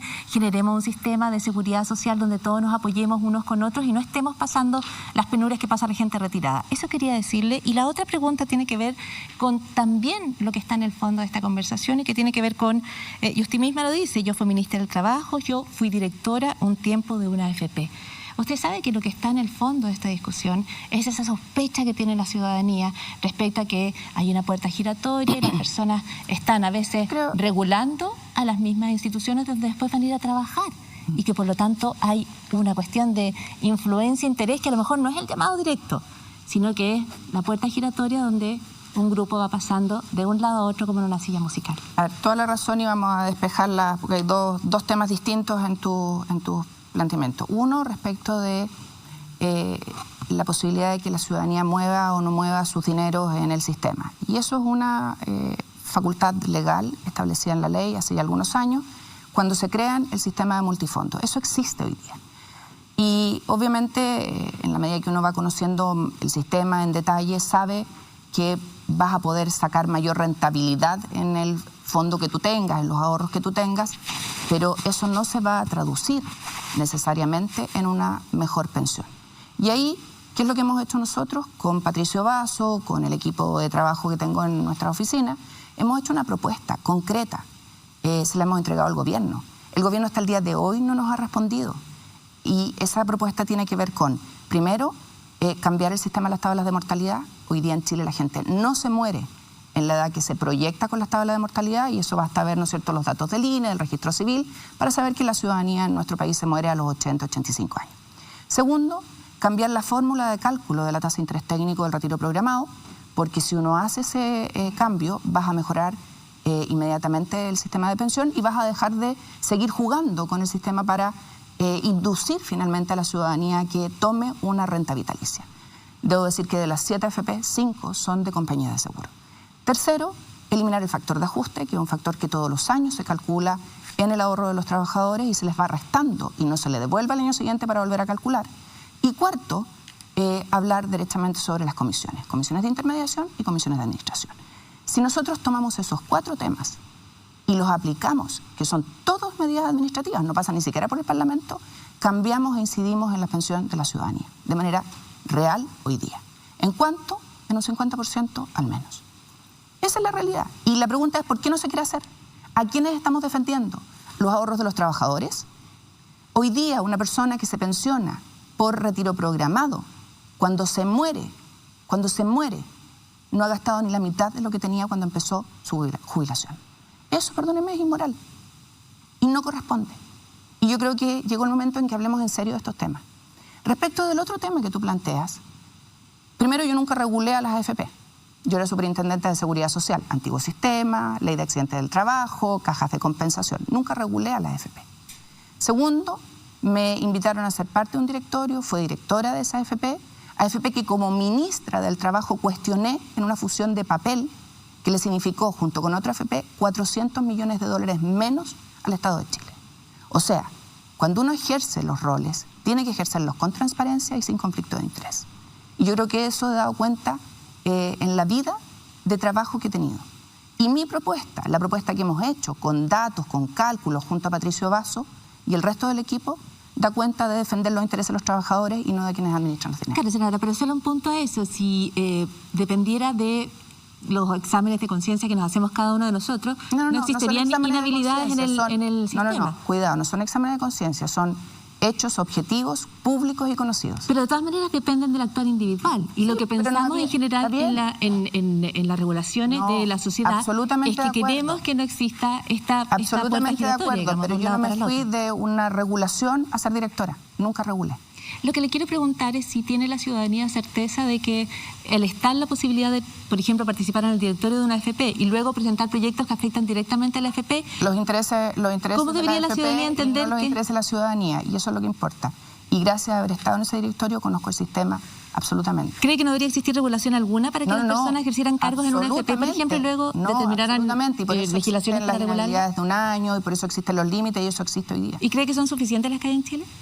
Yo creo que en la medida que haya transparencia, y eso cada día se ha instalado más en el país, y accountability y seguimiento, obviamente vamos a poder ser mucho más claros respecto de la inexistencia de conflicto de interés, que es lo que al final tienes que regular. Y creo que eso cada día hay que perfeccionarlo más. ¿Y usted cree que el presidente Piñera tiene conflictos de interés o no? Bueno, yo creo que el presidente Piñera no ha explicado ni ha respondido frente a la acusación que se hizo por parte del mostrador, por parte de quienes hoy día, ¿no es cierto?, están hablando en CIPER Chile. Y creo que el presidente tiene que despejar que sus intereses económicos no han entrado a la oficina de gobierno.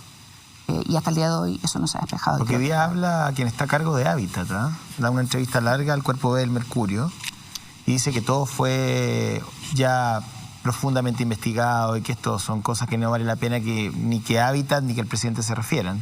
Yo creo que el presidente tiene que referirse y creo que hay que despejarlo, es el presidente de la República, y creo que no tiene que haber duda respecto de aquello, por un tema que lo dice Paula, de fe pública, de transparencia. Me refiero a Cristian Rodríguez, que está a cargo de AFP Hábitat y hoy día da una larga entrevista al cuerpo. Que es la AFP involucrada en la acusación. Alejandra. Quiero llevarla al tema del conflicto de interés, pero en otro ámbito. Usted se reunió con el director, el presidente de la Asociación Nacional de Fútbol Profesional, la ANFP, en septiembre de este año, con Marcela Sabat, para pedirle que se prohíba la contratación de jugadores profesionales que tengan acusaciones de violencia intrafamiliar. Cuando su hermano fue acusado de violencia intrafamiliar en el conflicto que se vivió en la democracia cristiana en 2017-2018, usted lo defendió públicamente, dijo que esta era una acusación malintencionada de su exmujer, digamos, la culpó a ella. Sin embargo, hay una sentencia judicial de un tribunal civil que lo condenó como autor de esta violencia intrafamiliar. Ese tribunal lo condenó a cumplir un tratamiento, una terapia que nunca realizó, está en desacato del cumplimiento de esa condena.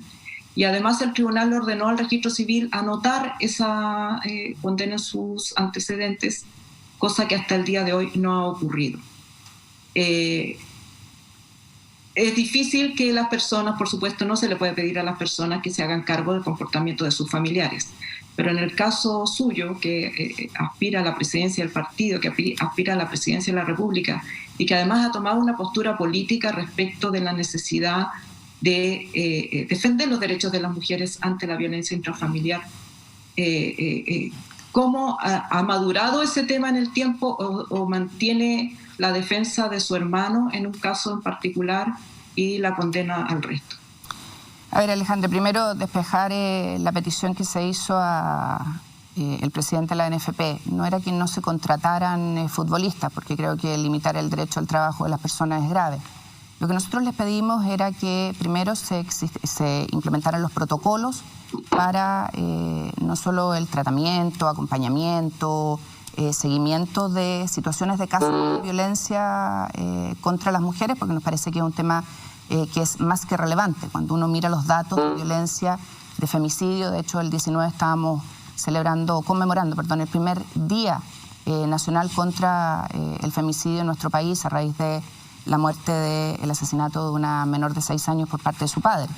Y es muy relevante que en Chile por primera vez estemos conmemorando aquello y lo instalemos como un tema nacional relevante. Dicho aquello, no se le pidió que no contratara, sino que más bien hubiera protocolos, que hubiera escuelas de fútbol mixta para que los niños y niñas sepan desde los primeros pasos lo que es relacionarse con el par de otro género, y de esa manera las relaciones hacia la adultez sean distintas y sean de respeto, de buen trato, porque tiene que ver también con un tema de educación.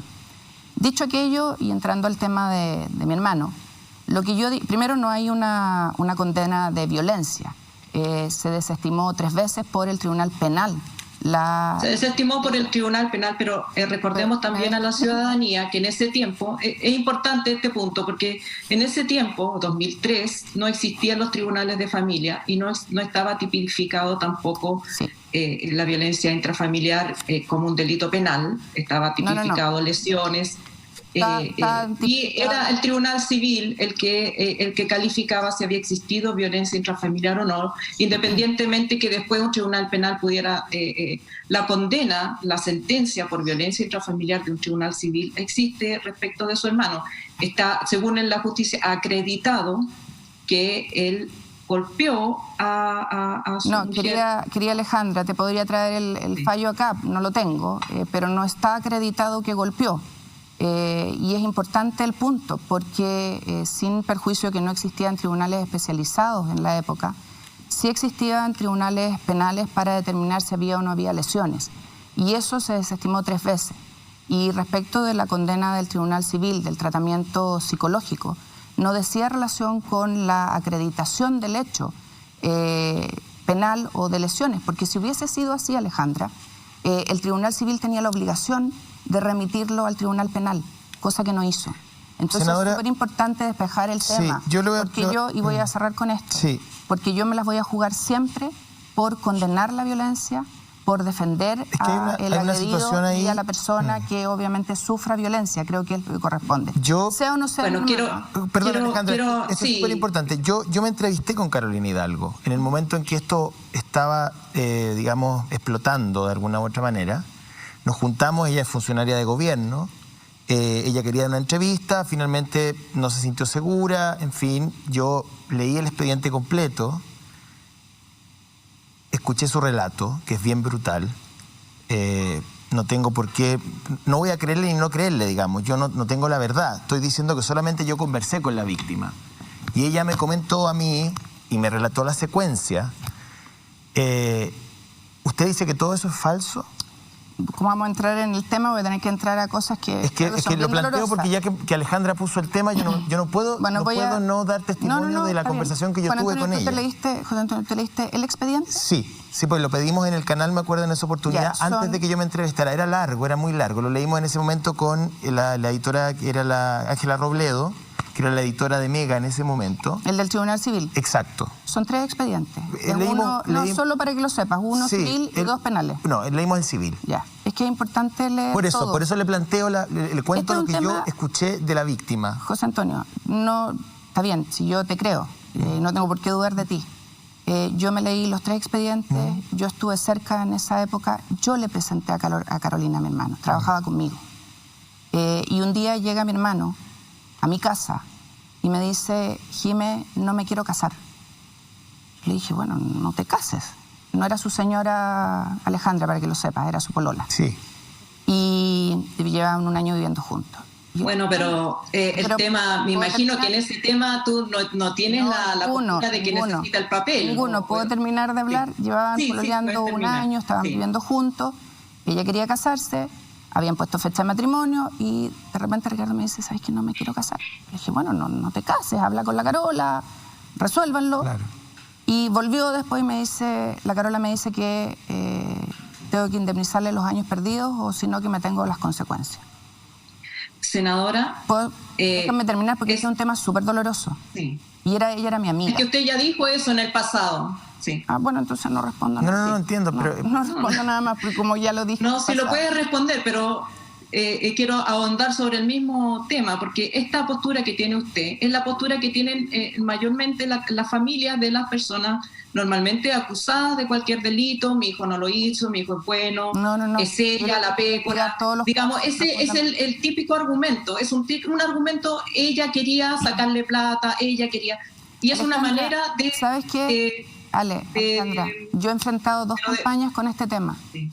Y mis consejeros y mis asesores me han dicho, Jimena, sal de ahí, no lo defiendas, porque esto te va a perjudicar.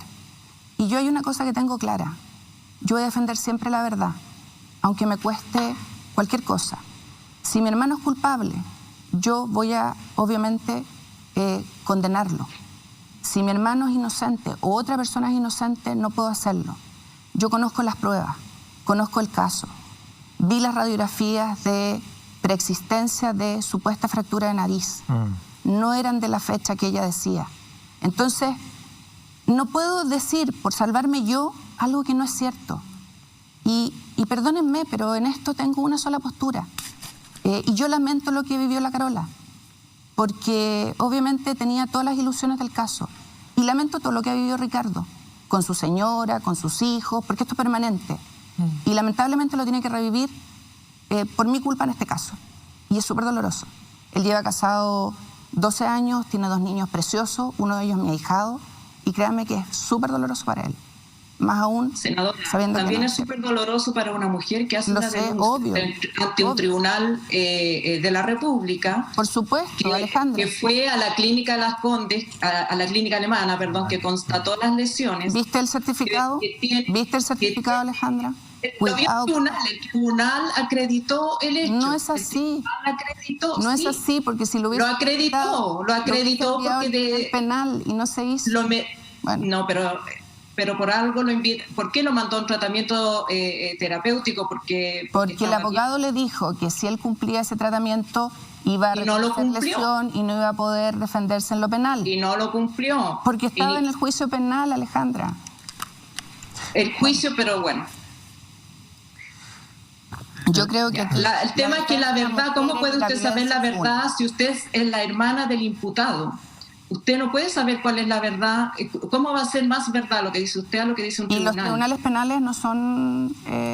Estamos hablando del tribunal civil que sí se pronunció. Pero no determinó que hubiera, como dices tú, una condena por violencia. Y eso es lo grave. A mí me preocupa que tú insistas en esto cuando no es lo que dice la condena. No dice la sentencia, porque ni siquiera hay condena. Senadora, ¿algo más que agregar? No, créanme que este es un tema súper doloroso, súper complejo. Yo voy a defender a las mujeres siempre. He presentado mociones, he votado a favor, he sido súper clara en esto, he avanzado porque creo en este tema. Pero eso no significa que no seamos capaces de ver caso a caso. Entiendo. Y eso tiene un costo para mí, lo sé. Y creo que uno no puede desdecirse de las cosas en las que cree. Vamos a otro tema y me interesa entrar justamente en lo que va a ser su candidatura. Usted, tal como señalábamos, va a una primaria en enero con Alberto Undurraga para definir quién va a ser el finalmente candidato del partido. Dentro de su partido hay camaradas que dicen que no es el minuto, que hay que poner la atención justamente en la convención constituyente. Y ayer se publicaba una columna de Francisco Vidal, ex vocero de gobierno, digamos conocido ya, ¿para qué lo voy a presentar más?, señalando que si la oposición no va unida en lo que se viene, que para él resulta la elección más importante de todas las elecciones que vamos a tener el próximo año, que es la elección de la Convención Constitucional, se corre el riesgo de que finalmente la derecha o la centro derecha termine obteniendo mayor cantidad de constitucionales en relación a la oposición y que finalmente esta voluntad soberana que se expresó en el plebiscito de este 80-20 quede completamente desdibujado. Entonces yo pregunto, usted primero que nada, ¿qué le parece la posibilidad real y cierta de tener unidad en la oposición? Y también se lo pregunto, senadora, perdone que de nuevo insista con el hermano, pero ahora con otra parte, porque su hermano por la región del Maule, estoy bien, ¿no? Perdón. O'Higgins. Sé que yo soy pésima para la geografía, perdónenme. No te preocupes. Región de O'Higgins, sexta región. Él va como candidato a gobernador, independiente, ¿verdad?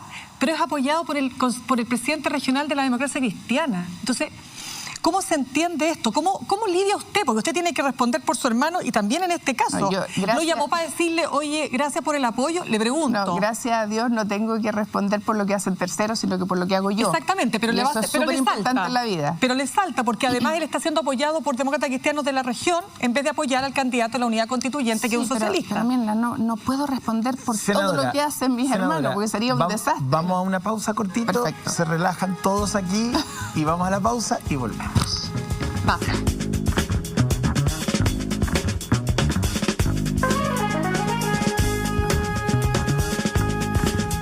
Ponga atención al siguiente mensaje. ¿Sabías que Mora Pavich Odontología nunca dejó de atender durante la pandemia? Bueno, la vocación de servicio de un equipo súper comprometido los mantuvo atendiendo las urgencias y las necesidades dentales impostergables de miles de pacientes.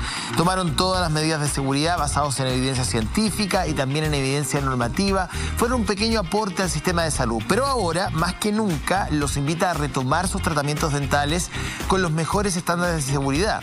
Ingresa a morapavich.cl y podrás agendar tu próxima cita o responder algunas dudas a través del siguiente teléfono 22656960. Gracias, Mora Pavich Odontología. Bien, me vengo para acá rápidamente. Oye, primero agradecer a nuestros tuiteros queridos, comunidad, que tenemos que hacerle un guiño siempre, porque no nos da el tiempo a veces para leer muchos de sus tweets, pero todos los domingos nos premian haciéndonos trending topic número 1. Y yo, cuando estoy mirando para abajo, porque estoy leyendo sus consultas, inquietudes, y lo trato de plantear en la medida de lo posible aquí. Contarles que vienen novedades en la temporada 2021, se van a ir rotando los paneles, va a ser un grupo de periodistas mujeres que nos van a ir acompañando todos los domingos. Es que hay muchas mujeres muy poderosas que están esperando también ser parte del programa. Y que ya son, y que todavía no han estrenado, pero sí. Viene también un horario nuevo, vienen varias cosas para la temporada 2021. La Mónica también está incluida, la Paula, la Mirna, la Alejandra y otros nombres más que ya conocerán en su debido momento para que la gente tenga más o menos claro que el esquema del programa va a variar para ir sorprendiendo también a la audiencia temporada a temporada. Femenino. Sí, pues, son puras periodistas. Ya, pues, vamos entonces, Mirna. Senadora, yo les decía lo siguiente, le hice un menjunje, ¿pero por qué? Porque usted va como candidata a su partido, precandidata, digamos, para ser candidata presidencial. Sí. En las encuestas, usted sabe quiénes encabezan. Pamela Giles hoy día, dependiendo de la encuesta, Joaquín Lavín, Daniel Jadue, se van turnando quién está arriba, quién está abajo, pero esos son los que están en los top 10. En la Academ, que nos midió a todos con Lavín, yo soy la mejor posicionada de la unidad constituyente. Ya, pero usted ahí tiene varias cosas, pues yo le decía, o sea, ¿cómo se logra la unidad de la oposición? ¿Cómo se logra la unidad de la oposición para efectos? Ya no estamos hablando de una candidatura presidencial, estamos hablando de una elección tan importante como la constituyente. Y yo le comentaba que Francisco Vidal efectivamente en una columna ayer hacía el cálculo, él es bien bueno para hacer cálculo. Le encantan los números. Él dice, si la derecha va en una sola lista y la oposición va separada, va a obtener la derecha 78 constituyentes versus 77 de la oposición.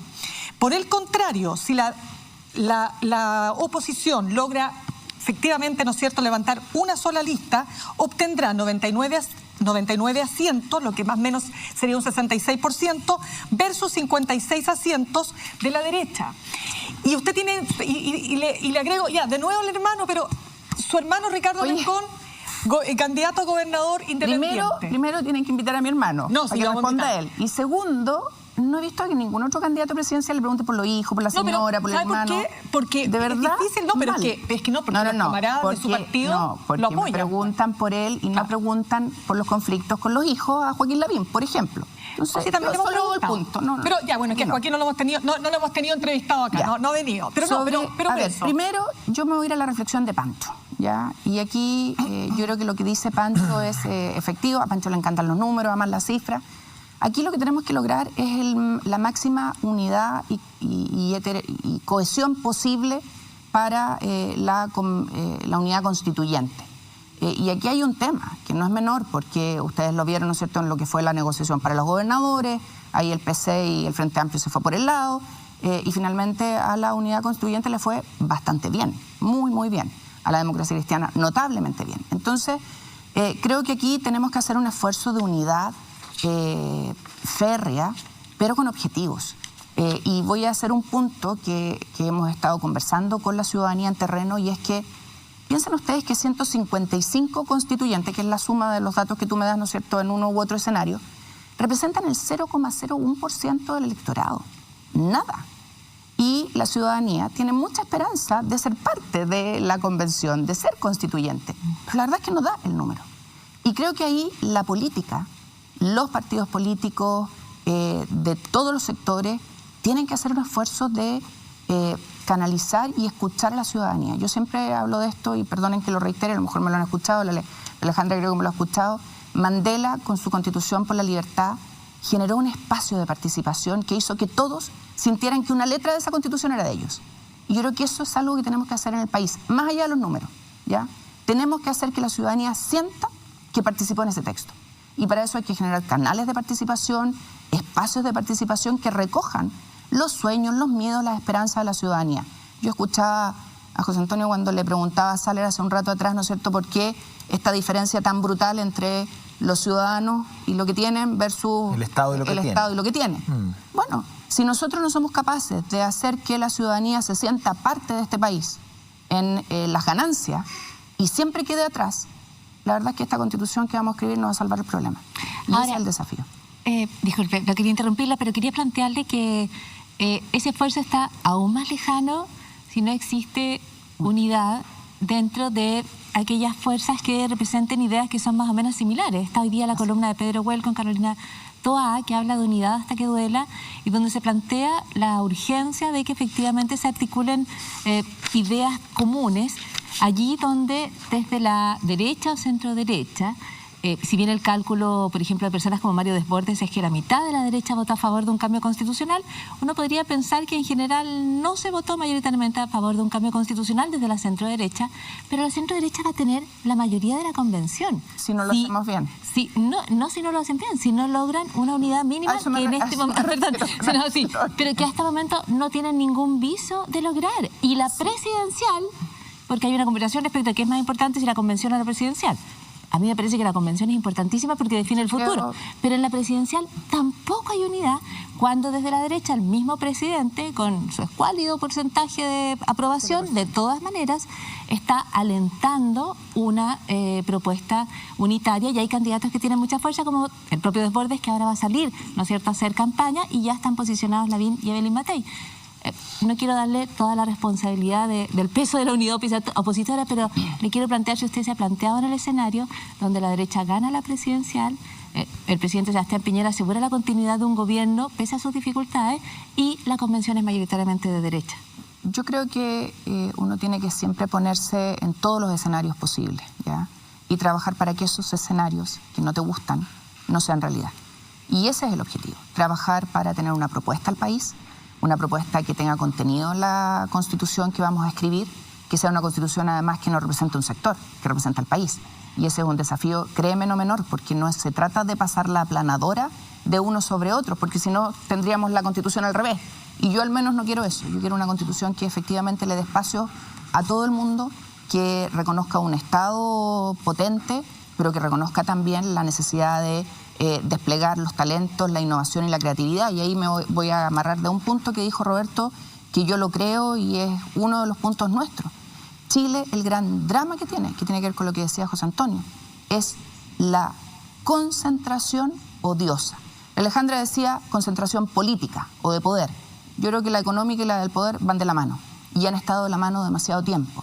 Y eso hace que las regiones queden atrás, que las personas de menores ingresos... Lo que pasa es que la concentración política permite la concentración económica. Y eso es nefasto, y ha sido nefasto en nuestro país, y es lo que tenemos que derrotar.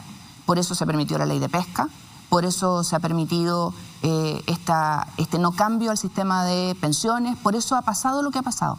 Y lo que tenemos que hacer es trabajar en una unidad que no permita ese escenario y que además recoja la voz de la ciudadanía. Tema de que hoy día haya paridad en la Convención Constitucional es un temazo. El tema de que vayamos a tener pueblos originarios, pese a toda la negativa del gobierno. No como queríamos, sí, pero están. También es un tema. Es un cambio de escenario. Ayer Senadora. Perdón, Alejandra, y con eso termino. Ayer me juntaba con dirigentes sindicales de todo el espectro de la oposición. Y me decían, nosotros queremos tener un espacio también. Entonces, hay muchos y muchas que quieren estar. Y el arte es cómo generamos el espacio para que estén. Senadora, respecto de los temas futuros, usted planteaba distintos cambios al sistema de AFP que hoy día permitirían mejorar las pensiones y digamos, estoy de acuerdo con eso, es uno de los temas que trata el libro, digamos, que escribí sobre el tema, pero más allá de eso, que son unos cambios inmediatos, eso no solucionaría el tema de tener un sistema de previsión social. ¿Usted está de acuerdo con reemplazar el sistema de AFP o su modelo de previsión social las incluye? Nosotros tenemos que cambiar, Alejandra, y lo he dicho súper claro, tú misma me lo preguntaste en otro programa en la noche en este canal, tenemos que cambiar el sistema que tenemos que ir a un sistema mixto, donde exista solidaridad, pero también exista ahorro de las personas. ¿Por qué? Por algo que te dice la gente cuando tú te juntas con ellos en el territorio. Y no le voy a poner Juanita a la señora, ya la señora Rosa o la señora María, que me dicen, senadora, ¿cómo es posible que yo haya trabajado toda la vida, haya ahorrado toda la vida, no tenga lagunas y mi vecina tiene una pensión básica solidaria que es casi igual a la mía, sin esfuerzo? Entonces yo creo en un sistema mixto donde existe... Bueno, con esfuerzo porque igual ha trabajado en su casa, pero... No, estamos hablando de realidades que existen hoy día en Chile. No ha trabajado porque no ha podido, porque ha estado a cargo de los niños, por lo que fuera. Y obviamente tiene... Sí, pero ese es trabajo también, a eso vamos. No, me refiero al trabajo remunerado, que obvio, tiene que estar reconocido ese esfuerzo económicamente en el país. ¿Cómo? De distintas maneras, ¿ya? Y eso es parte de las propuestas que obviamente hay que hacer. Pero en concreto, esa persona que no tuvo una remuneración formal, ¿ya? Por distintas razones, no vamos a entrar al caso a caso porque hay miles de casos, tiene una pensión básica solidaria que está bien que exista, que es igual o a veces mejor que la de la señora que hizo un esfuerzo remuneradamente, con contrato, formalmente, y que no tiene una contraprestación. Entonces, tiene que haber un sistema mixto, donde exista un colchón de solidaridad que le da seguridad y certeza a las personas, a la ciudadanía, pero tiene que haber también un incentivo, ¿no es cierto?, a ir ahorrando. Pero a través de, perdón, una última pregunta, ¿a través de una contribución particular que vaya a un fondo solidario o mixto, a través de impuestos generales? Como lo hacen los países hoy día avanzados. ¿Impuestos generales? Mixto, no, lo que pasa es que hoy día lo tienen en distintos sistemas, pero hay una parte que va a un colchón general y otro que va a una cuenta tuya. Algunos quieren las nacionales, claro, no está muy claro que sean buenas o no. Todo eso, que es lo que yo le he dicho a mis colegas y se lo he dicho al ministro, a este ministro, al anterior, con números. Porque si hay algo que no podemos hacer es engañar a la ciudadanía y en 10 años más estar dando explicaciones por pensiones que son también miserables. Bueno, senadora, muchas gracias por haber venido a su disposición. Este no es un programa fácil, pero la gente lo agradece. A ustedes por la invitación. Alejandra Apablaza Villalobos, vamos a crear juntas la revolución de lo hecho a mano. Gentileza de Penguin Random House, se lo regalamos. Ay, muchas gracias. A este programa. Muchas gracias. También agradecemos a la pastelería Candel, que nos brinda esto y en maquillaje nos deja otras cosas exquisitas. Candel.cl tienen una nueva casa en las próximas semanas ahí en el Isidoro Yáñez 2520 en Providencia, si ustedes necesitan para estas fiestas de fin de año. Candel, una pastelería de primerísima calidad, y siempre menciono a Sarika Rodríguez, que me ayuda con el vestuario. Muchas gracias por habernos acompañado, Paula. Muchísimas gracias. Gracias por estar aquí y qué gusto tenerte en el equipo. Muchas gracias por la recepción y advertir que Mónica González está solo de vacaciones y ya vacaciones. Va a ser un pool de mujeres que se van a ir rotando a lo largo del año. Viene un año políticamente muy intenso. Trabajar todos los domingos es duro, así que vamos a ir ahí generando sistemas de turnos para que todos puedan trabajar y descansar. Mirna, muchas gracias. Gracias, pues, muy bien. Suerte en la semana. Gracias. Alejandra Matos también. Abríguese porque está nevando. Estoy abrigadita, mira. Está muy bien. Buenos días. Chao, vale. Que ustedes tengan un excelente día. Chao.